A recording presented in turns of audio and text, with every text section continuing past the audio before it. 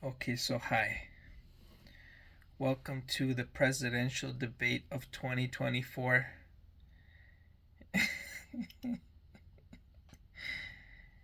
And here we're going to talk about the most pressing issues in our economy and our nation and global stability and worldwide peace.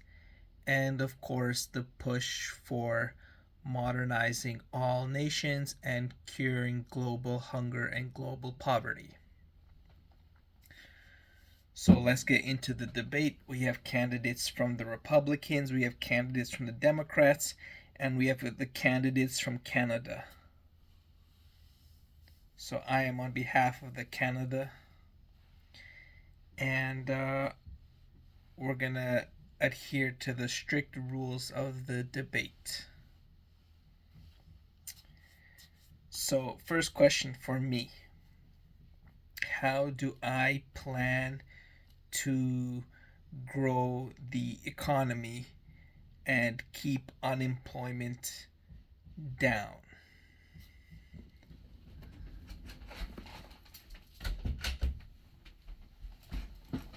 Um, well, I have a vision, and my vision is that we are one team working together, but that we also need a good leader. A good leader is someone who is wise, experienced, and luckily also has some youth, because youth minds um, reflect the future generation, whereas old ways are outdated, but younger minds reflect the future and can resonate with the future. So it's good to be wise, experienced, and resonate with the future. Now, how do I plan to grow the economy? So we are one team, and we can inspire from the top. We can also bring change from the top.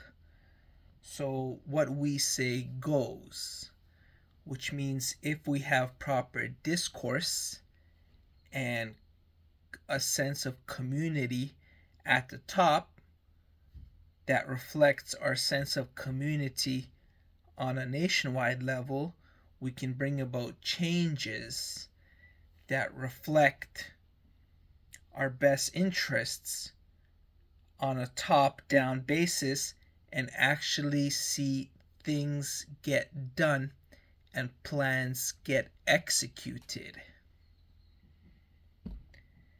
Oh, yes, you. But, Mr. President, how do you plan to specifically grow the economy in terms of the numbers? I mean, unemployment is at 4.8%. You have to double check that number. And the GDP is at 12 trillion. You have to double check that number. So, what are your actions in terms of numbers to grow the economy? Well, that's an excellent question. Let's see. Ultimately, it's not about growing the economy, it's about having a healthy economy. And a healthy economy can be wealthy, but like the path to success is not a straight line. So, I mean, to get there, we may have to be unwealthy but still healthy and go through booms and bust cycles, just like the market and stock market goes through these cycles all the time. And we may have to go through different cycles, such as adjusting interest rates and crap like that, to ultimately get to the most healthiest state of the economy. And the healthiest state of the economy is when we have a safety net that nobody falls below, nobody lives in poverty and hunger, and everybody has adequate needs fit, and also their ambitions can be rewarded in terms of how hard they work and how much of an education they have attained. So, a healthy economy would consist of equal pie in equity for everybody. And of course, it would be regardless of gender or identity or race or ethnicity or culture. Um, we would just need to have equality and equity in terms of everybody in the workforce and provide subsidies to the disabled and those in need. Now, how would we get there in terms of the numbers? Hmm.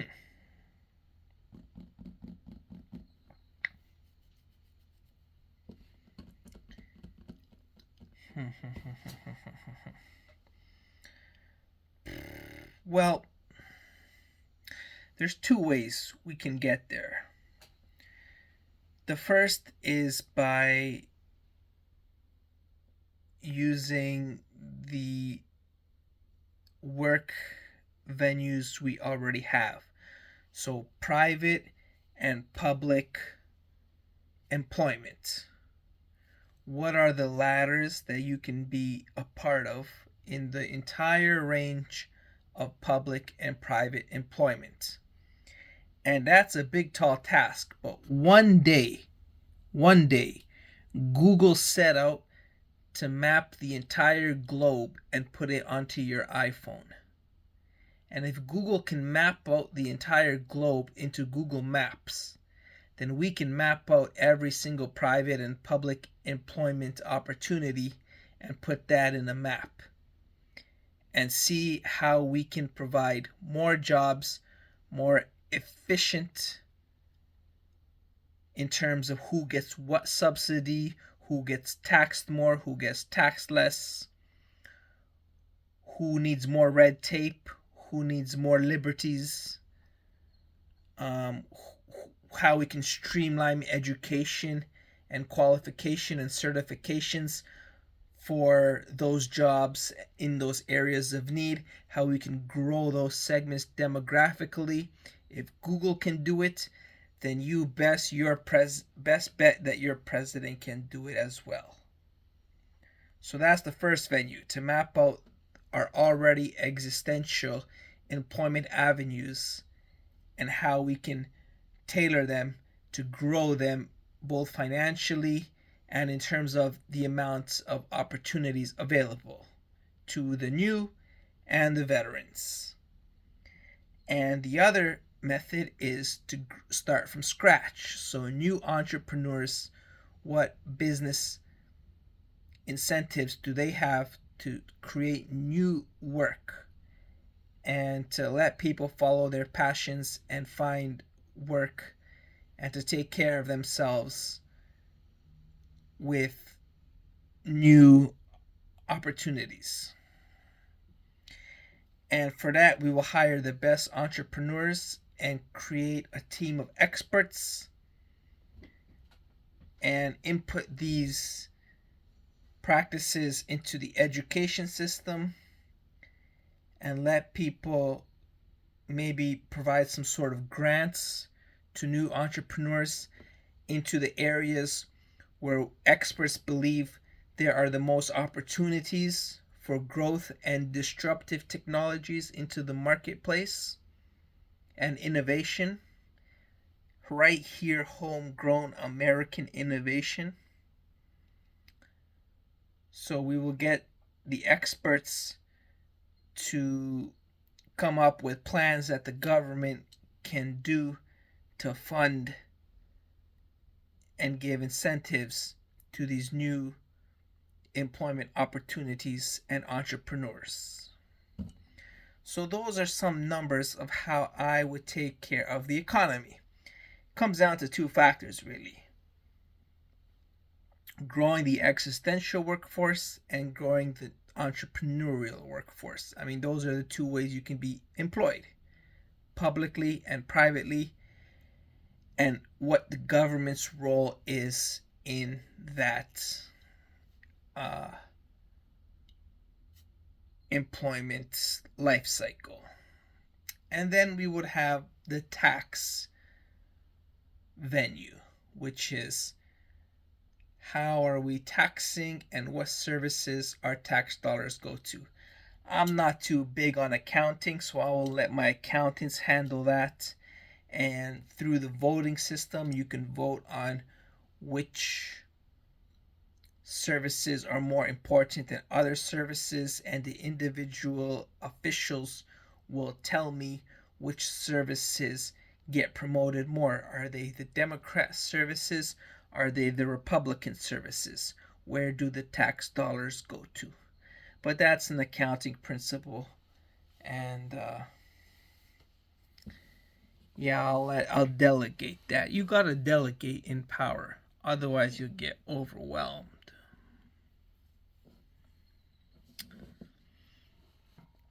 And then, so that's how I'll grow the. That's question one of the debate. Question two. Oh, this is the boring question, but what is foreign policy? I mean, once again, I'm gonna delegate that because I don't really care. I care more about what happens in our country, but we will fund the military to have a powerful military and have strong, resolute, dynamic, cooperative, and friendly relations with other nations so that we are better business and trade partners and allies than other countries are to other countries. So we will be involved in those discussions with the other global communities. And of course, giving aid where aid is needed, like third world countries. And that's all I'm going to say for that, because we got to focus on building yourself. If you grow yourself to be powerful, then you can help others be better. But 98% of the work to 99% of the work is involved in you growing yourself at all stages of your life. So you got to focus on you. If you focus on others, unless somebody has wronged you under the status quo, you should be focusing on bettering yourself. And then you will be on top of everybody else. You know what I'm saying? You know what I'm saying? That's what we do in 2024. So we covered foreign policy and we covered the economy. What else is there to cover? Let's see. Healthcare. What about healthcare?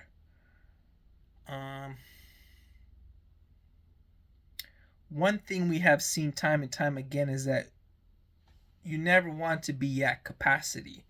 You always want to have room for emergencies. So we want to be operating at no more than 33% capacity under normal conditions. And that is the goal. A hard number. 33% capacity. Now, you think that's an easy statement I just made as president, but that's not, because nowhere in the world are you operating at 33% capacity. You are at 150% capacity if you're lucky all the damn time, especially Canada. So I give you a goal and resources and education to hire professionals and develop systems and use AI to get down to 33% capacity, and then worry about the programs for what's it called, insurance, so that everybody can have some sort of affordability for their own health. So we need insurance and we need capacity. You know, in Canada, 1 in 5 people don't have a family doctor, or it's like 2 in 5, or it's ridiculous. I mean, and you go to an emergency room, you wait 8 hours or a full day. It's stupid. That's not healthcare. That's stupid. But that's gonna take planning, and I would delegate that as well. If they're too retarded to figure it out themselves in the span of 1 year, then I will start to dedicate my attention to that problem. But I will delegate 1 year to meet those 2 hard goals: affordable insurance and 33% capacity. Because if you think about common sense, that is what healthcare is when it is good. So we covered healthcare, foreign policy, and the economy. What else is there to cover?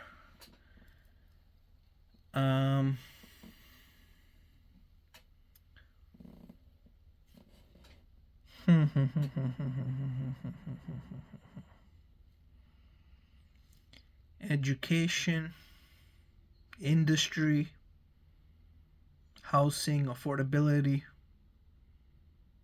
inflation. That's all easy crap, man. Easy crap.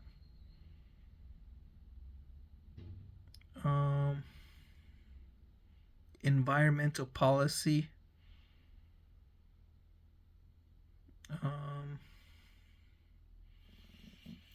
I think the biggest issue is just the economy and the healthcare, and yeah, and then the education.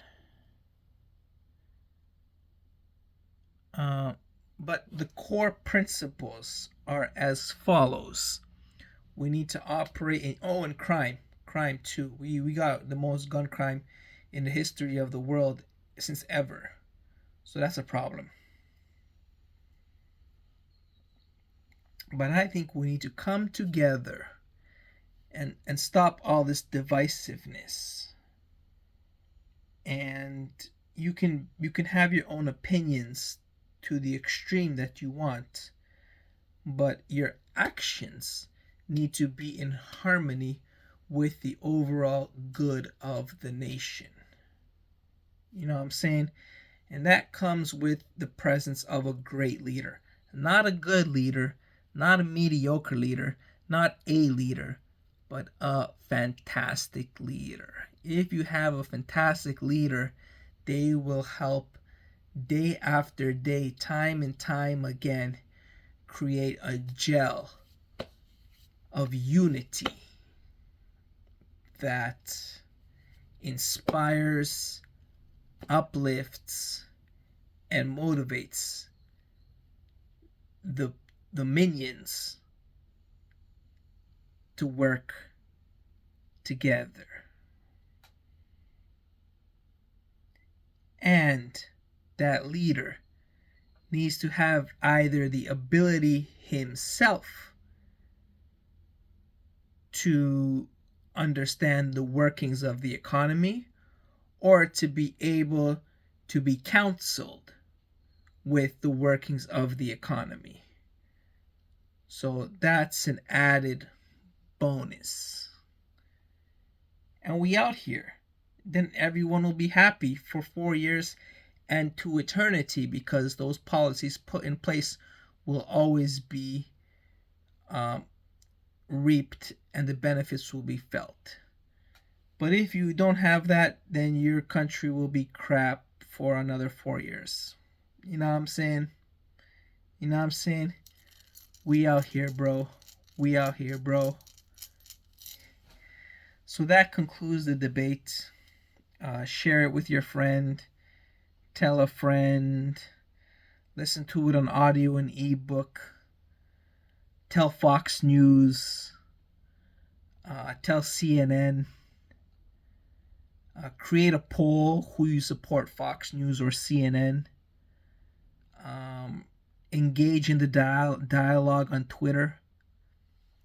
So go to Twitter, type in debate 2024, and share this video, and then tag Fox and CNN. And tell a friend. Share it with your friend. You know what I'm saying? Okay. Peace.